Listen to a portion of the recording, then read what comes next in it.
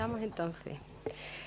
Buenas tardes a todos. Yo quisiera, para empezar, dar las gracias a la universidad por haberme invitado, pero de corazón, no es un trámite. Eso de siento una enorme satisfacción por estar aquí, es verdad. Y la verdad es que ahora le decía a Bernardo que justamente ahora me di cuenta de que no debía haber dicho que sí, pero lo dije, así que aquí estoy.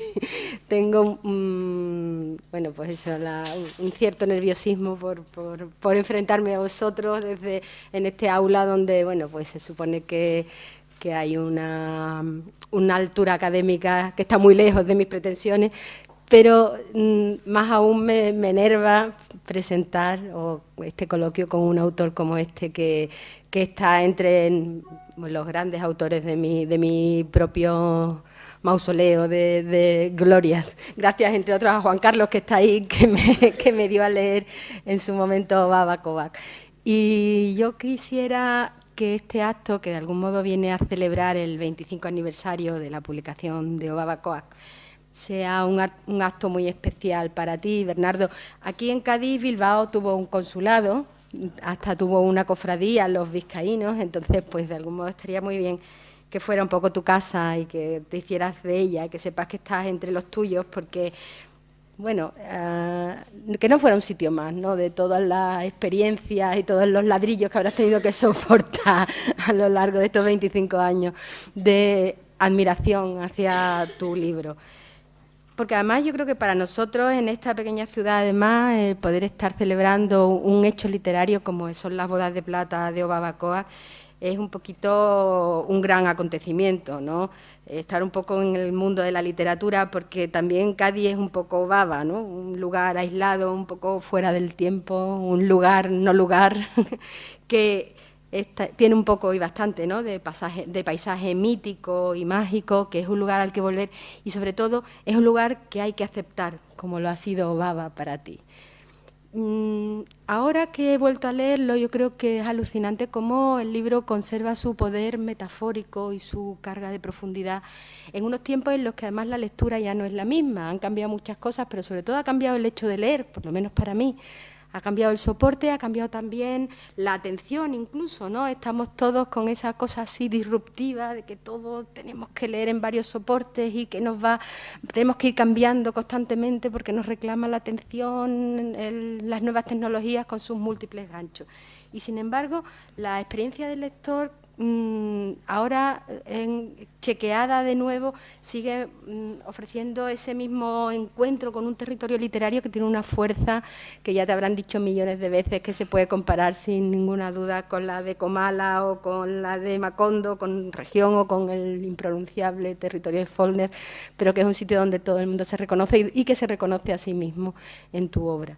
Es un sitio que de algún modo aunque tenga muchas connotaciones, es un lugar con el que cualquiera se puede identificar y que tú precisamente no has querido, has huido de localizar, ¿no? Al no hablar de un caserío como todos esperáramos que surgiera, ¿no?, en algún momento, pero sin embargo hay muchos elementos en los que todos estamos reconocidos, ¿no? La naturaleza, la memoria, el misterio, la magia, el humor, la humanidad en general, y está lleno de accidentes, de un relieve en el que nos hallamos a nosotros mismos y reconocemos nuestro pensamiento en tus palabras, que eso es lo que caracteriza también a las grandes obras.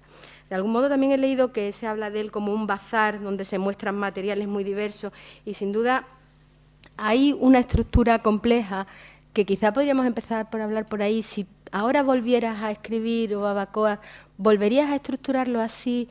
¿Es tan original y tan redondo, ¿no?, en la estructura de tu libro? Buenas tardes, gracias por la introducción. Y igual has hablado de Cádiz, del País Vasco, de los lugares, igual primero debería hablar un poco del lugar y luego paso a la estructura, ¿te parece? Por supuesto. Bueno, es que tiene que ver con la última visita, que fue hace un año, aquí a Cádiz, concretamente, bueno, a varios sitios, pero donde mejor estuve, donde más tiempo pasé fue en esa pedanía, me ha dicho, Antonio, que se llama Bolonia, donde está la ciudad romana.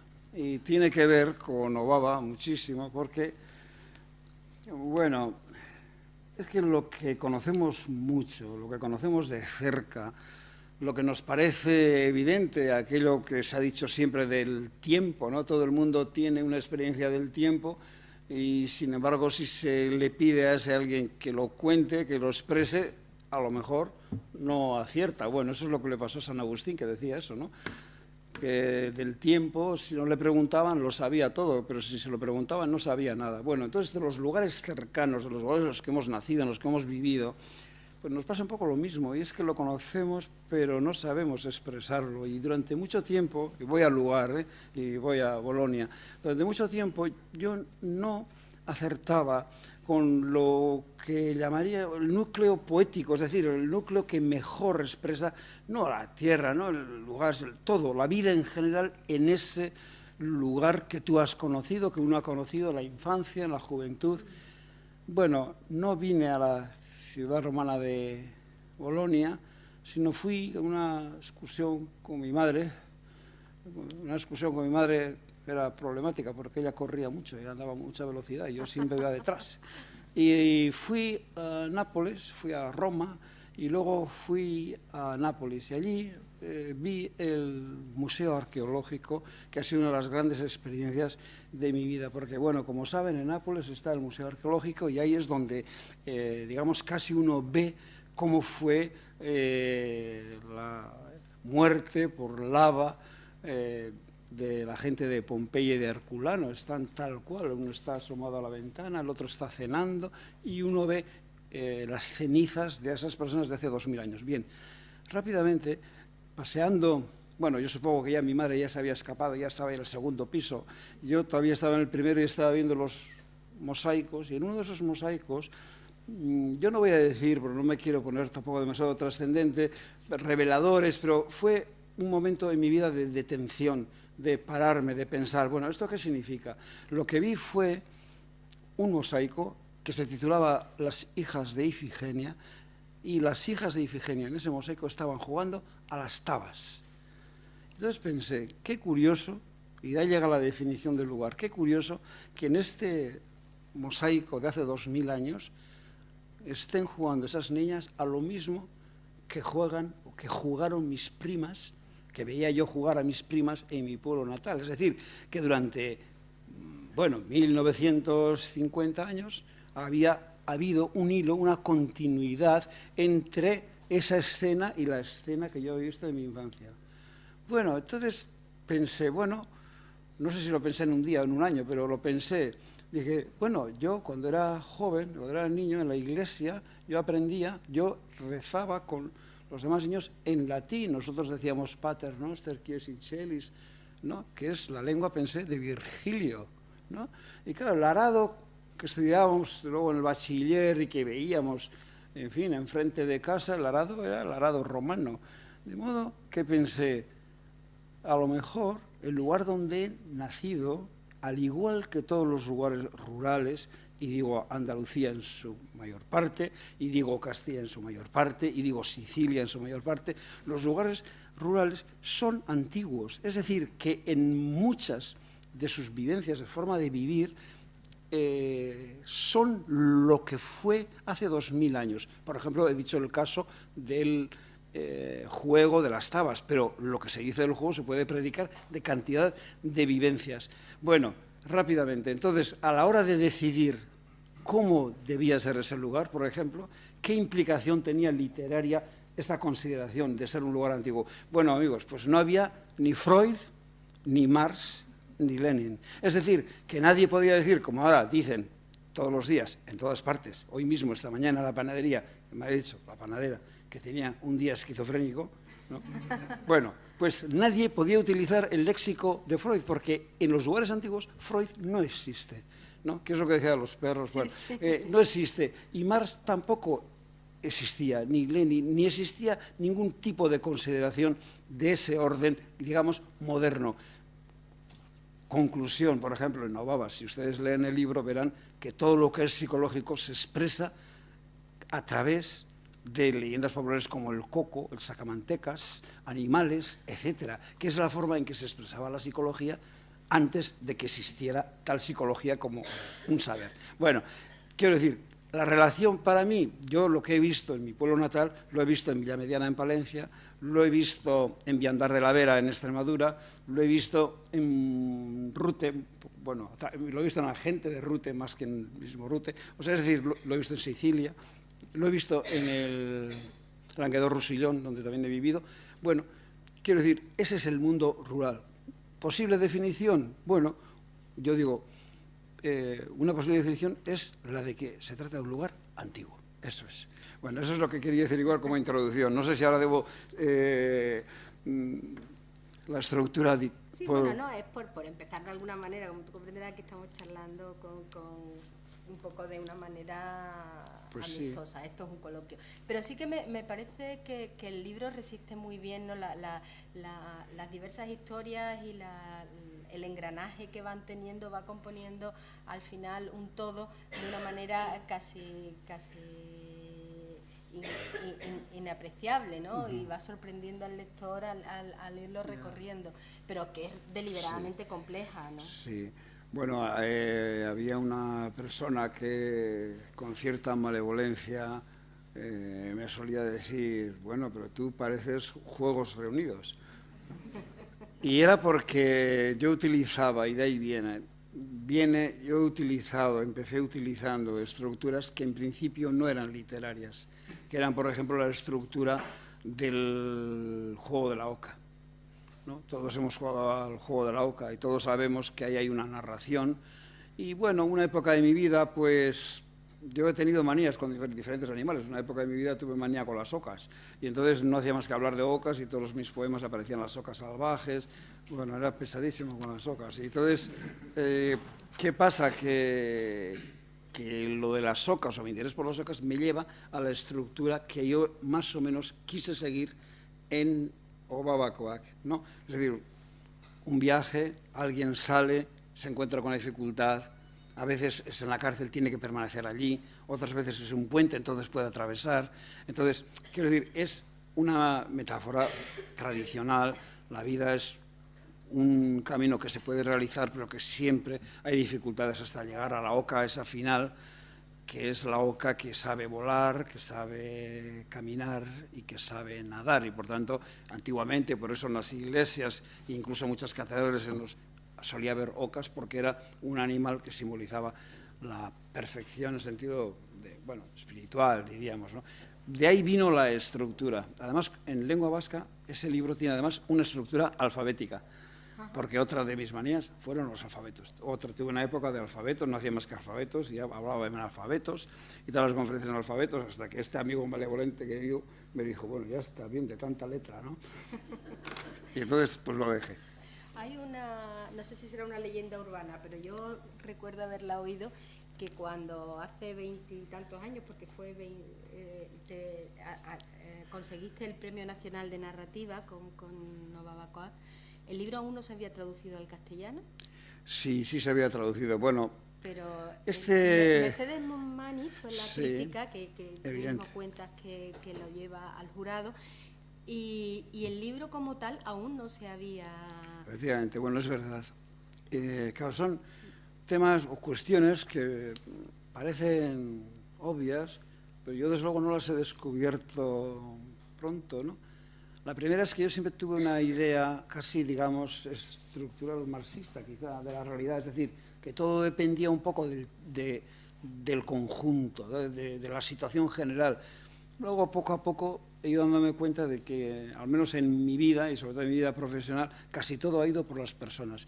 De no haber topado Mercedes Monmany, que es una crítica literaria y es una persona que sabe mucho de literatura, de no haberse fijado Mercedes Monmany en un cuento que había, en dos cuentos que yo había publicado en una revista marginal en Navarra, etcétera, pues probablemente no sé qué habría sido de mi vida ni de mi carrera, pero desde luego no hubiese llegado al Premio Nacional ese año de ninguna manera, porque esta es la otra cosa, un poco una transparencia. No sé si a ustedes les pasa, a mí cuando sucede algo, ocurre, me parece evidente que haya ocurrido, me parece natural. Así es como pero antes de que ocurra parece imposible. Porque cuando, y bueno, puedo contar esa anécdota que es completamente cierta, además lo cuento no como una cosa personal, sino porque yo creo que es descriptiva del momento. Cuando yo estaba en mi casa, en mi pueblo natal, además, había vuelto de Barcelona, estaba en una compañía muy vasca, porque uno era pelotari y el otro también. Bueno, es decir, todos eran pelotaris y eran los únicos, digamos, ociosos a esa hora del día, que era, pues, yo creo que sería pues, las 11 de la mañana, más o menos, ¿no? Y yo también, pues más o menos ocioso. Entonces, llamaron por teléfono. Entonces me dijeron que el libro, o sea, que los cuentos habían interesado mucho a un jurado, a un miembro jurado, no sé cómo dijeron, del Premio Nacional, y que a ver si podía traducir más cuentos. Yo debo decir, primero, que no sabía que existiese el Premio Nacional, no tenía ni idea. Lo segundo, que me parecía tan lejano como traducir Premio Nacional en Madrid. Me parecía un mundo, de modo que fui donde los pelotaris y les dije, ¡qué cosa tan curiosa! Porque me han llamado, dicen y tal, y ellos se rieron. Bueno, uno de los pelotaris, por cierto, debo decir, conocía muy bien Madrid, porque su hermano fue portero, no sé qué, Lopetegui, ¿no? Que ahora es seleccionador, o sea, era uno de los pelotaris. Bueno, y entonces todo el mundo dijo, desde luego, qué cosa tan curiosa, y lo olvidamos completamente. Total, que abrevio. Yo creo que Montaigne pensó, bueno, pero aquí qué pasa, porque y entonces llamó y le dijo, oye, ¿qué tal? Esto he leído y debes traducirlo porque yo lo voy a defender, porque me basta con esos cuentos, etcétera, etcétera. Bueno, y así organizamos la traducción. Y la organización de la traducción fue como, vamos a ver, como una asamblea de vecinos. O sea, pues claro, porque no existe, es que, por eso digo, antes de que ocurra y después de que ocurren. Ahora sería, vamos, algo increíble que no hubiese traductores a mano, porque hay muchos traductores ahora del vasco a otras lenguas, de otras lenguas al vasco, pero al momento no había nadie. Así que lo que hicimos fue, pues, a ver, ¿quién sabe bien castellano? ¿Quién ha estudiado filología? ¿Quién ha estudiado? Y así repartimos los diferentes trozos, capítulos del libro entre diferentes personas. Así que el jurado sí tuvo una copia del libro, pero claro, cada traductor, supongo yo, tenía su marchamo, entonces el libro sería todavía mucho más abigarrado de lo que lo es de verdad. Y así fue como llegó. Y se ha traducido a 26 idiomas, según tengo entendido, o sea que ha sido el libro... un éxito. Y yo creo que de algún modo ahí nace la literatura en euskera, ¿no? O por lo menos la gran eclosión de la literatura en euskera. Bueno. Pone la piedra angular de lo que ha venido después, porque hasta entonces, vamos, de hecho, todos nos sorprendimos, creo que es el primer premio nacional que tuvo la literatura vasca fue ese. Que después abriste camino a mucha gente. Y me interesa mucho esa idea, ¿no?, de la literatura en euskera y cómo ves la lengua. En algún momento en tu libro se habla del euskera como una pequeña isla que hay que habitar y que hay que comprometerse, ¿no?, de algún modo incluso a plagiar, ¿no? Para bueno, claro, ensancharla. Aquí la consideración general sea que, bueno, no hay un itinerario igual, así como tampoco las ventanas son iguales en las casas de los diferentes países del mundo, ¿no? Es decir, hay una adaptación al medio. Yo recuerdo que José María Valverde, que luego yo, después de ser económicas, y como no me gustaba nada ser economista, estudié 3-4 años filosofía y tuve como profesor a José María Valverde. Y solía decir José María Valverde, hablando de la adaptación, ¿no? Decía, es algo que es raro, yo estuve en Canadá, no tiene nada de luz y sin embargo todo lo ponen con cortinas, ¿no? Entonces, bueno, era como la cortina, pero un país con mucha luz tenía sentido, una ventana con cortinas en un sitio oscuro del norte de Canadá no tenía sentido. Bueno, con esto la idea es sencillísima, todos son itinerarios. A mí me parece que es una arrogancia por parte de quien así piensa que el itinerario está ya, digamos, ya por adelantado, ya está fijado, ya sé cómo debo hacer para tal, cómo ser universal, cómo patatín, patatán. Eso, a mi modo de ver, son arrogancias, me recuerda un poco la arrogancia, hay un cuento muy bonito de Machado de Asís que se llama El alienista. Es de un médico que es muy científico, muy como muy lógico, muy cabal, y entonces en la consulta de médico aprovecha para ver qué mujer, digamos, es la adecuada para que le dé hijos. Y entonces lo hace todo, lo calcula, mide, remide, bueno y tal. Total, luego resulta que él es estéril, no puede tener hijos, ¿no? Entonces lo había preparado todo durante años para, digamos, tener hijos perfectos con una mujer perfecta, y entonces no podía. Bueno, quiero decir tonterías. Lo que quiero decir es que el escritor, vamos a ver, una vez que se siente en la mesa, no hay bromas. O sea, que uno tiene que decir, acepto esto y dejo esto. Acepto estar en esta posición, partir de este punto o no lo acepto. A mí me pone muy nervioso los escritores que a los 18 nos toman una decisión, a los 25 otra, a los 40 otra. Esto no es mi estilo. Yo pienso, bueno, aceptas un itinerario y sigues por él. Hombre, supongo yo que si te va mal en los primeros 30 años, bueno, a lo mejor a los 30 años puedes, digamos, tornar, ¿no? Puedes dar un giro y cambiar. Pero, bueno, pero en principio no hay un itinerario mejor que otro. Por ejemplo, dices, ¿por qué se ha traducido Obabacoa y fue tan rápida además la traducción?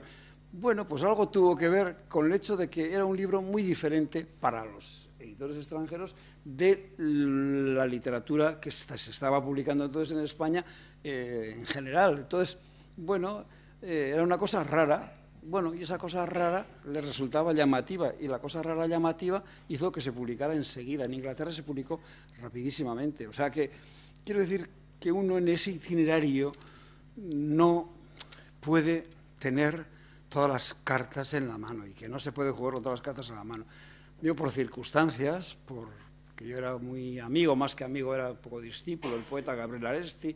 Bueno, a mí Gabriel Aresti no sé, me aleccionó, me adoctrinó, bueno, no sé cómo decirlo. La cuestión es que yo entré en la literatura por Gabriel Aresti, que no sé si lo saben, era un poeta que escribía bilbaíno, escribía en euskera y era comunista encima. Bueno, pues yo entré pues por ahí, bueno, y entonces entré por ahí, y lo único que he hecho después, más o menos bien, es aceptarlo. Aceptar con todas las consecuencias, para bien y para mal.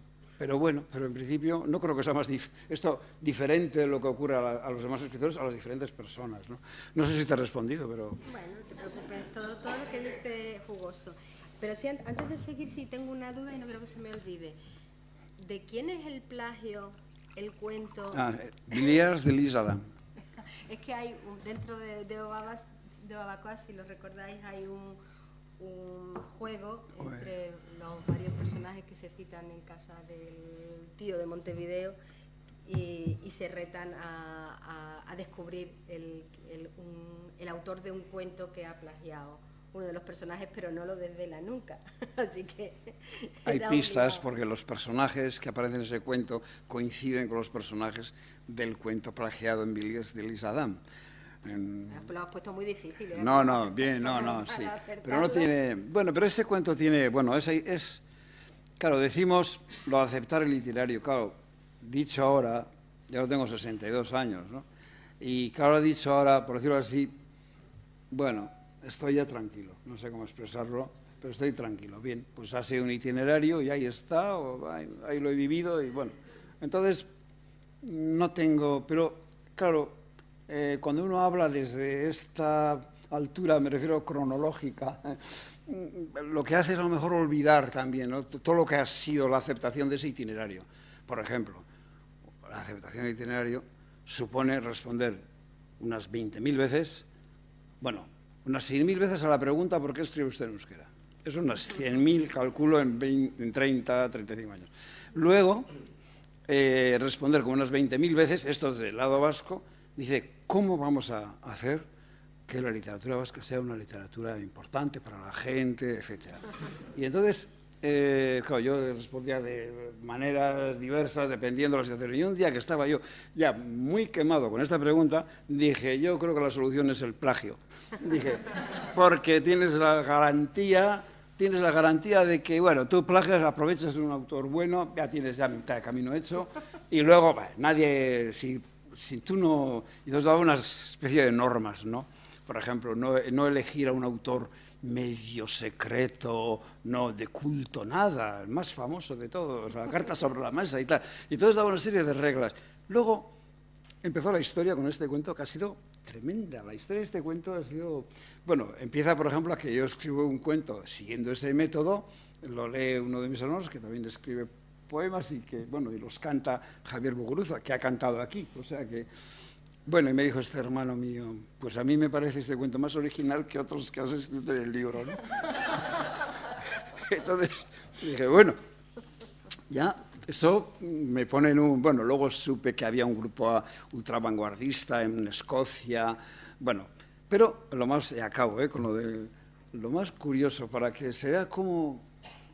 Pues se publicó el libro en Holanda, y a eso del mes me llama un periodista de Ámsterdam y me pregunta si ese cuento de la muerte que es Baján, al que yo hago una variación en el libro, si ese cuento, como digo en el libro, pues es un cuento sufí, que, bueno, Bonganovich en su película lo cuenta, que Borges en sus antologías lo cuenta, que hay una antología italiana, a ver si eso es verdad. Y le digo que sí, que es así, que además la película de Bonganovich, le digo, entonces era más reciente, usted puede verlo, todavía estará, eso lo cuenta Boris Karloff en la película. Entonces se queda mudo. Me dice, ¿sabe lo que pasa? Esto va a ser un escándalo en Holanda. Y me dice, porque este cuento, en forma de poema, es el poema nacional holandés que aprenden todos los niños en la escuela. Y es del poeta, y dijo un nombre holandés. Y bueno, y se publicó el artículo, y no sé qué pasó, no sé si fue un escándalo o no, pero así fue, o sea que este cuento, que era, o sea, lo había plagiado, bueno, y es un mundo abismal, abismal. Escribí 7 casas en Francia, que debo decir que es un libro que ha ido extraordinariamente bien en muchos sitios. Bueno, pues es porque yo quería escribir ese libro, sinceramente, quería escribirlo, es un humor que me interesa mucho. Entonces, bueno, pues acabé el ciclo de Obaba y de la violencia en los vascos y tal, entonces, bueno, pues cambié un poco. Pero me gustaría saber qué piensas ahora del compromiso del escritor. Bueno, yo creo que uno debe ser independiente. No sé qué significa del todo, pero yo creo que uno debe ser independiente absolutamente.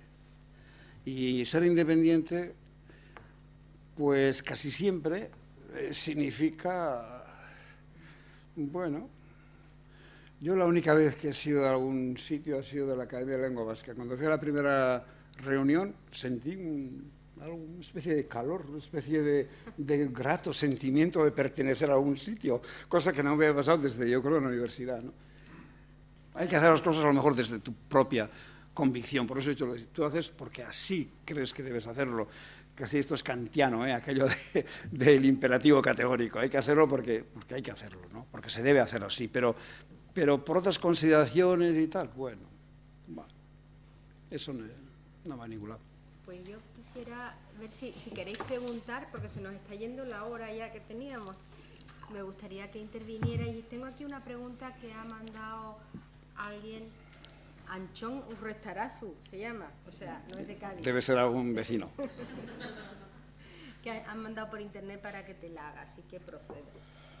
Dice, me gustaría conocer su punto de vista acerca de la pérdida del papel relevante que han tenido los intelectuales durante la segunda mitad del siglo XX, en especial en Europa y concretamente en España, sus causas y las consecuencias actuales en plena crisis social, ideológica y económica.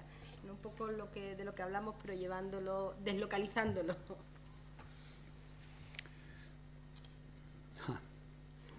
Es muy dudoso que los intelectuales hayan tenido jamás fuerza, salvando en la época en que eran príncipes y vivían en la corte y aconsejaban al rey o al príncipe, ¿no? Me parece que es una leyenda, no es urbana, a lo mejor es universitaria, pero es una leyenda, porque si pensamos, vamos a ser intelectuales que, según dice la leyenda, influyeron, uno va leyéndolos, uno va viendo lo que ha pasado, claro, te das cuenta de que, por ejemplo, cuando el Congreso de Escritores Antifascistas, yo he leído las actas, en París tú lees, bueno, allí la fuerza la tenían los intelectuales porque, bueno, perdón, la tenían en intelectuales porque tenían detrás un foco tremendo, en aquel momento el Partido Comunista y Rusia, ¿no? Es decir, que entonces llegaban los intelectuales rusos, uno se ve, uno lo ve, por ejemplo, me acuerdo un buen novelista y un hombre,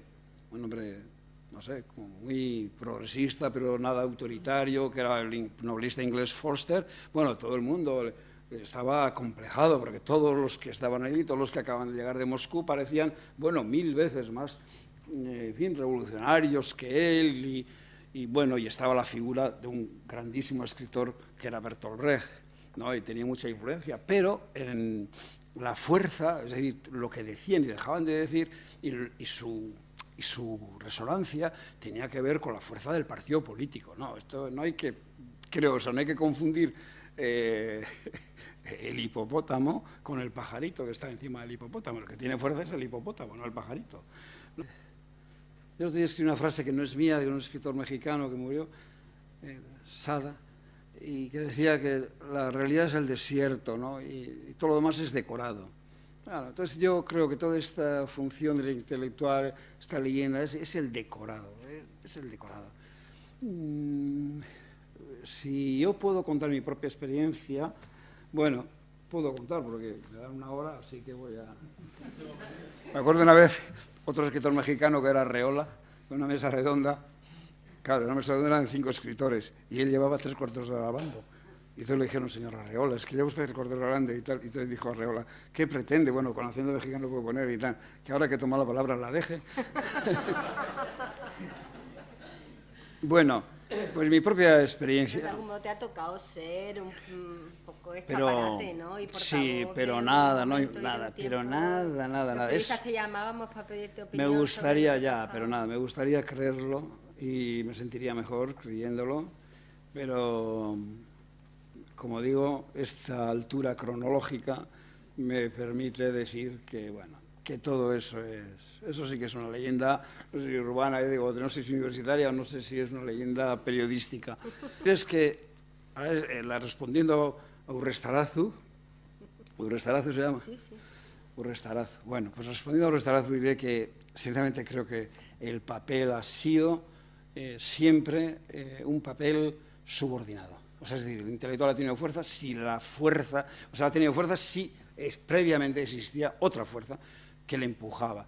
Y además creo que es mucho mejor objetivo para nosotros los escritores trabajar para lo lento, para lo individual, para el lector, para esa especie de pozo de sensibilidad, transmitir lo que ha sido la buena poesía, o sea, intentar hacer eso que no tiene a lo mejor pues un correlato, en fin, en la realidad inmediato, bueno, pero que al menos va creando un pozo, que es lo que yo creo, ¿no?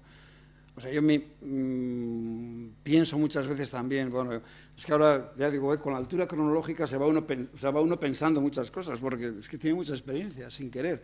Claro, yo me acuerdo cuando, en un pueblo como el mío, Asteaso, un pueblo, bueno, antes era la Guipúzcoa olvidada, bueno, ahora no está olvidada, pero tenemos industria y pronto tendremos tren de alta velocidad, con lo cual ya estaremos... Bueno, pues yo me acuerdo el día del funeral del que era párroco de ese pueblo, y de repente el organista y una persona, un chico del pueblo que canta muy bien, de repente, y el coro interpretaron el Requiem de Purcell.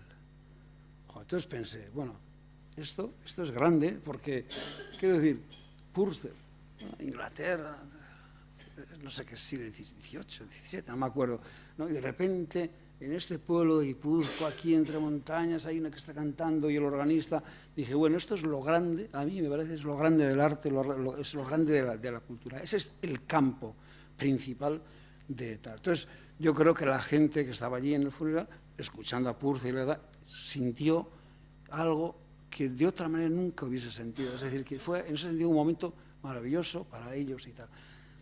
Lo otro, hablar del alcalde, que si el puente, pues yo considero que el otro, sinceramente considero que es completamente inútil, sinceramente. Es decir, que el que quiera influir, mira, Majo, si quieres influir, busca un banderín. Sin banderín no vas a tener ninguna cosa que hacer. Pues venga. Por curiosidad, ¿de dónde viene? Bueno, viene, pues por una circunstancia en política, porque yo empecé a escribir cuando todavía vivía Franco y me daba mucho miedo firmar con mi nombre porque escribía en euskera. No es que escribiera grandes cosas, ni mucho menos, pero escribía en euskera y entonces, bueno, pensé yo que por si acaso iba a coger un seudónimo. Entonces, el apellido lo tenía claro porque era el segundo de mi padre. Yo soy Irazu, mi padre era Irazu Achaga. Entonces, yo pensé, mi padre se va a enfadar, bueno, no se habría enfadado porque le daba un poco lo mismo, pero bueno, pero se va a enfadar si igual le quito el... Entonces me puse el segundo Achaga. Entonces, ¿por qué me puse Bernardo? Lo he contado y es totalmente cierto. Como era una época en la que todavía no había... Era de estudiantes de económicas y solo había un estudiante de económicas que tenía máquina de escribir. Máquina de escribir, o sea, le pedí esa máquina de escribir para escribir mi primer artículo. Cuando tenía que firmar, pensé, de segundo Achaga, pero ¿de qué nombre me pongo? Y entonces estaba así pensando y vino el dueño de la máquina de escribir y me dijo, ¿cómo qué nombre le pones? ¿Te he dejado la máquina? Ponle mi nombre. Y entonces era Bernardo Polo Lopategui. Y entonces el nombre de Bernardo viene, sinceramente fue así. Claro, fue mi primer artículo, tenía yo 19 años. Así que quiero decir que lo primero que escribí. Bueno, lo que tienes en máquinas, que está todavía solo en euskera, cuéntanos qué es. Bueno, antes, podía haber respondido antes porque he vuelto a hacer lo de la estructura, no sé cómo llamarla, laberíntica. Y entonces es como Babacoa lo que he escrito, pero claro, a la altura cronológica, 30 años después o 25 años después, mi experiencia en la vida, en fin, es obvio, ¿no? Es mucho mayor. De modo que, por ejemplo, la atmósfera es más biográfica, aunque no solamente es biográfica, he hecho una... Entonces pero es así, se llama Días de Nevada, en euskera es Nevadako egunak. Entonces Nevadako egunak yo estuve casi un año en Nevada con mi familia, entonces eso empieza como una crónica, acaba como una novela, la estructura es muy... Pero es como pues eso, por Nevada, o sea, es un año por Nevada, pero bueno, un año por Nevada, claro, ¿qué pasa? Que la cabeza, vamos a ver, el cuerpo siempre está en el mismo sitio, ya sabéis, la fuerza de la gravedad, 9,8, ¿no? Pero el cuerpo está allí, pero la mente está en otras partes, de forma que, por ejemplo, cuando yo el primer día salgo y veo un hospital, como mi padre acaba de morir en un hospital un mes antes, lo que hago es pensar en mi padre. Todo lo que escribo es la habitación del hospital de mi padre. Entonces la estructura es completamente serpenteante y acaba de entrar en máquinas hace 3 horas. O sea que, bueno, digamos, en ese sentido, tengo un estado de euforia y al mismo tiempo de pánico.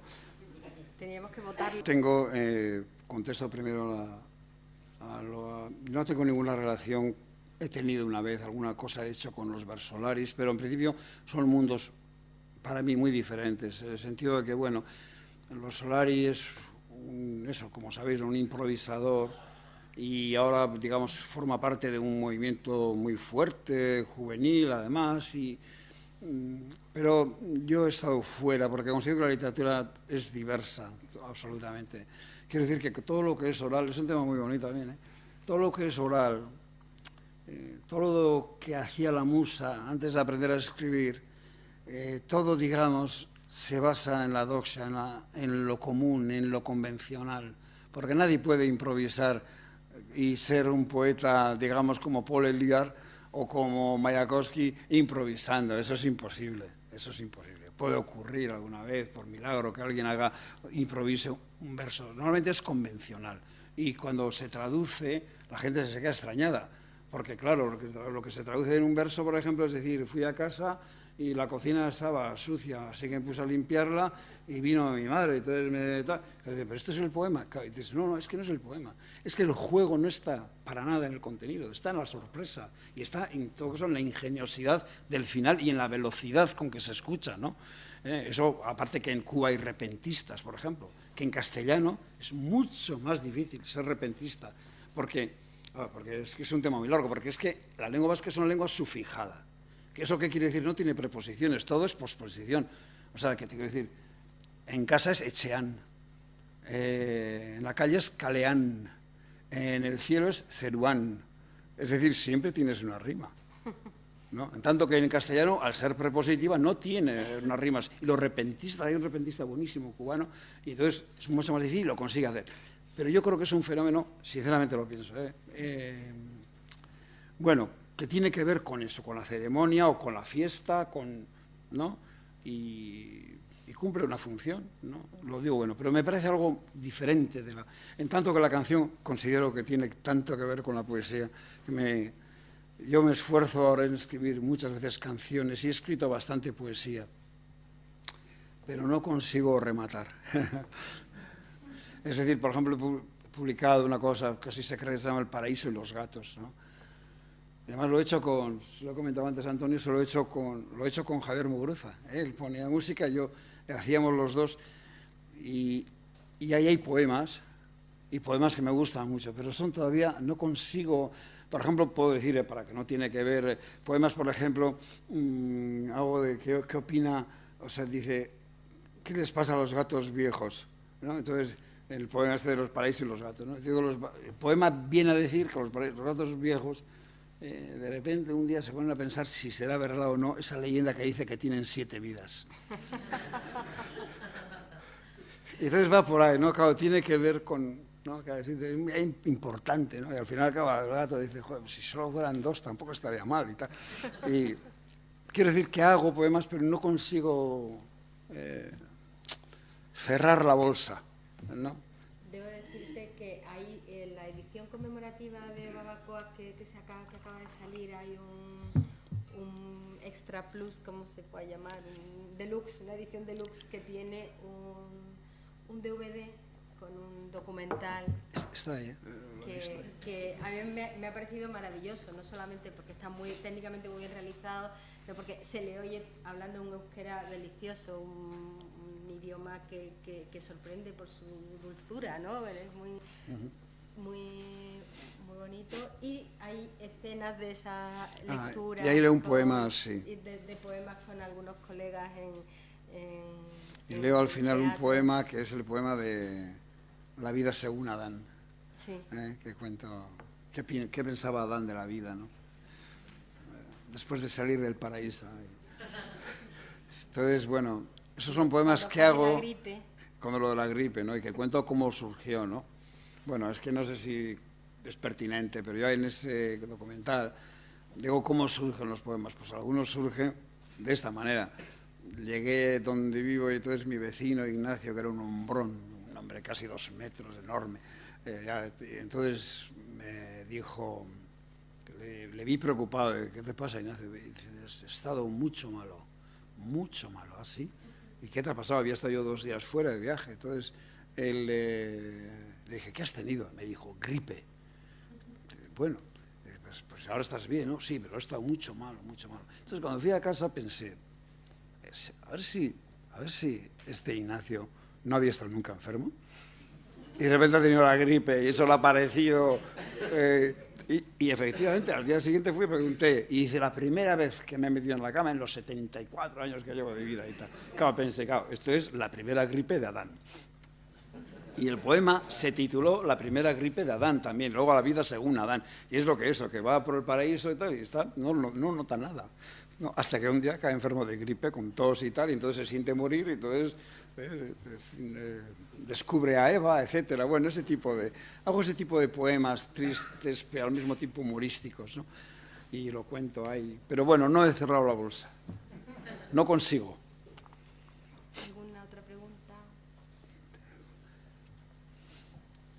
¿No? ¿Nos animáis? Bueno, pues yo voy a leeros un fragmento de uno de los cuentos para terminar.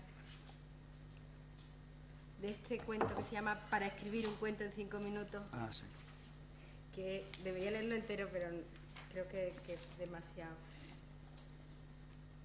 Quizá empecemos por aquí. Y de pronto, como si fuera una estrella errante, la primera hermana se despierta y viene donde usted. Entra dentro de su cabeza y se tumba humildemente en su cerebro. Debe transcribir inmediatamente esa palabra y transcribirla en mayúsculas, pues ha crecido durante el viaje. Es una palabra corta, ágil y veloz. Es la palabra red. Y es esa palabra la que pone en guardia a todas las demás. y un rumor como el que se escucharía al abrir las puertas de una clase de dibujo se apodera de toda la habitación. Al poco rato, otra palabra surge en su mano derecha. ¡Ay, amigo! Se ha convertido usted en un prestidigitador involuntario. La segunda palabra desciende de la pluma deslizándose a dos manos para luego saltar a la plumilla y hacerse con la tinta un garabato. Ese garabato dice manos. Como si abriera un sobre sorpresa, tira de la punta de ese hilo, perdóneme el tuteo, al fin y al cabo somos compañeros de viaje, tira de la punta de ese hilo, decía, como si abrieras un sobre sorpresa. Saluda a ese nuevo paisaje, a esa nueva frase que viene empaquetada en un paréntesis. Sí, me cubrí el rostro con esa tupida red el día en que se me quemaron las manos. Ahora mismo se ha cumplido los 3 minutos. Los 3 minutos en los que había que escribir el cuento. Pero he aquí que no has hecho sino escribir lo anterior cuando ya te vienen muchas oraciones más, muchísimas más, como mariposas nocturnas atraídas por una lámpara de gas. Tienes que elegir, es doloroso pero tienes que elegir. Así pues, piénsatelo bien y abre el nuevo paréntesis. La gente sentía piedad de mí. Sentía piedad sobre todo porque pensaba que también mi cara había resultado quemada, y yo estaba segura de que el secreto me hacía superior a todos ellos, de que así burlaba su morbosidad. Todavía te quedan 2 minutos, ya no necesitas el diccionario, no te entretengas con él. Atiende solo a tu fisión, a tu contagiosa enfermedad verbal que crece y crece sin parar. Por favor, no te demores en transcribir la tercera oración. Saben que yo era una mujer hermosa y que 12 hombres me enviaban flores cada día. Transcribe también la cuarta, que viene pisando los talones a la anterior y que dice: uno de esos hombres se quemó la cara pensando que así ambos estaríamos en las mismas condiciones, en idéntica y dolorosa situación. Me escribió una carta diciéndome: ahora somos iguales, toma mi actitud como una prueba de amor. Y el último minuto comienza a vaciarse cuando tú vas ya por la penúltima frase. Lloré amargamente durante muchas noches. Lloré por mi orgullo y por la humildad de mi amante. Pensé que en justa correspondencia yo debía hacer lo mismo que él, quemarme la cara. Tienes que escribir la última nota en menos de 40 segundos. El tiempo se acaba. Si dejé de hacerlo no fue por el sufrimiento físico ni por ningún otro temor, sino porque comprendí que una relación amorosa que empezara con esa fuerza habría de tener necesariamente una continuación mucho más prosaica. Por otro lado, no podía permitir que él conociera mi secreto. Hubiera sido demasiado cruel. Por eso he ido esta noche a su casa. También él se cubría con un velo. Le he ofrecido mis pechos y nos hemos amado en silencio.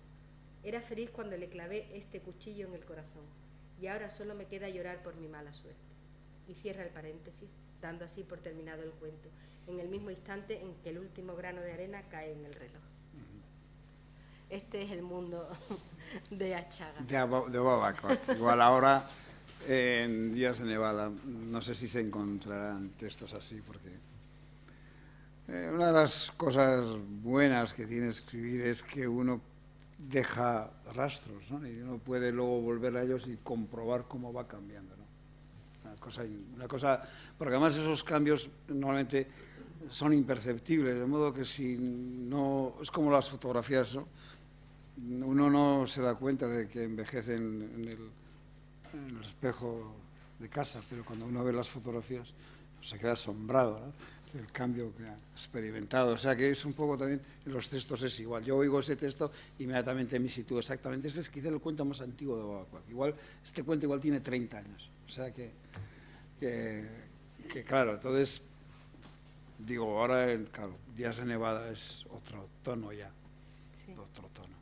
Es más humorístico, curiosamente, ¿no? O sea que, en ese sentido, yo creo que he mejorado. Sí. Ahora, lo que sí has hecho un flaco favor a los lagartos. Bueno, los lagartos. Cuando yo era niño, claro, nosotros luego, bueno, yo he tenido una infancia rural, en el sentido, bueno, yo era el hijo de la maestra, pero mi padre era carpintero, ¿eh? O sea, tampoco es que fuera el hijo de la maestra y del conde de Cantimpalé. Era el hijo de la maestra y de un carpintero, con lo cual, claro, pero estaba rodeado de niños, de niñas, que todos, la mayoría eran, en fin, de caserío, ¿no? Y bueno, las zonas rurales, pues, como se sabe, ¿no? Siempre están estigmatizadas. Y ya saben ustedes que en el diccionario de maldecir, el 90% de los insultos significa campesino joven. O sea, bueno, palurdo, campesino joven. Entonces, uno primero, digamos, se niega a sí mismo, ¿no? Uno no acepta, luego de repente descubres que el haber tenido, al menos a mí me parece ahora, haber tenido esa infancia rural antigua, has tenido acceso a un mundo poético, premoderno, que bien mirado puede ser maravilloso, ¿no? Entonces, acabo pues lo de los lagartos. Había dos historias con los lagartos. Una era la que se cuenta en Obabacoa, que es lo de que, bueno, cuando estás dormido, ten cuidado porque hay lagartos que entran en la oreja y te comen el cerebro.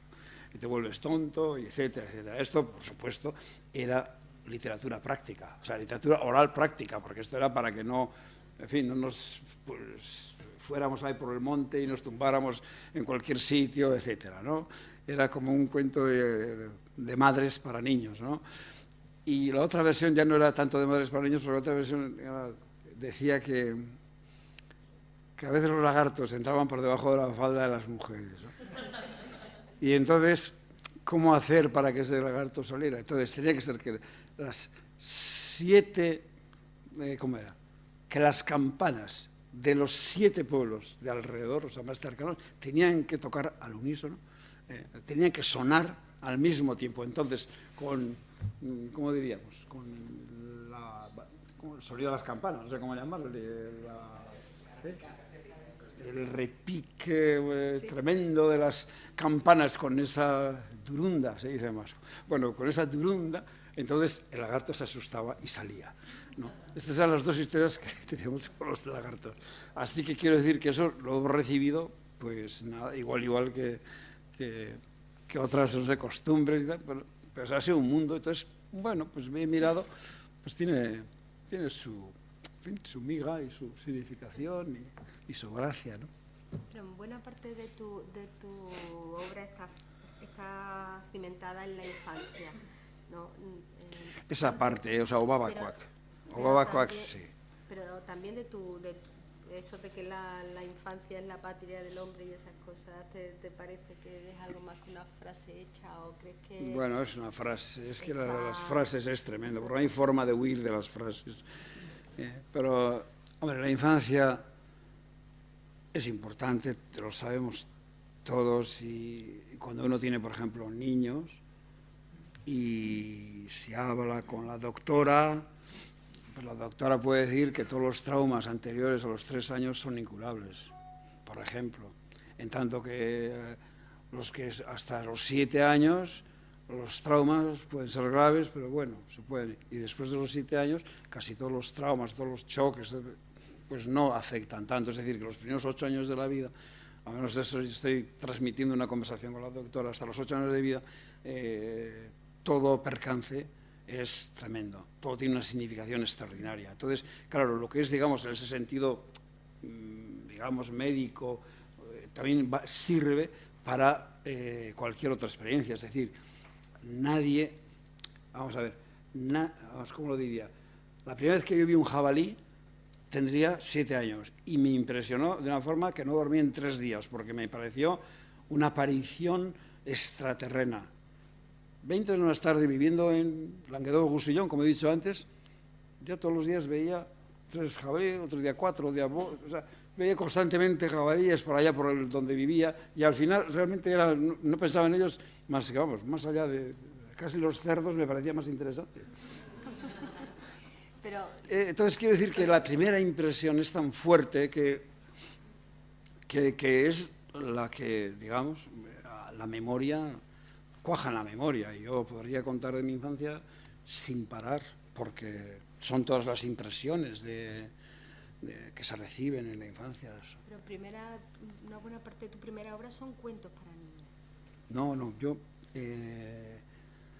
lo de los cuentos de niños también es que todo tiene su razón. Es que yo era economista.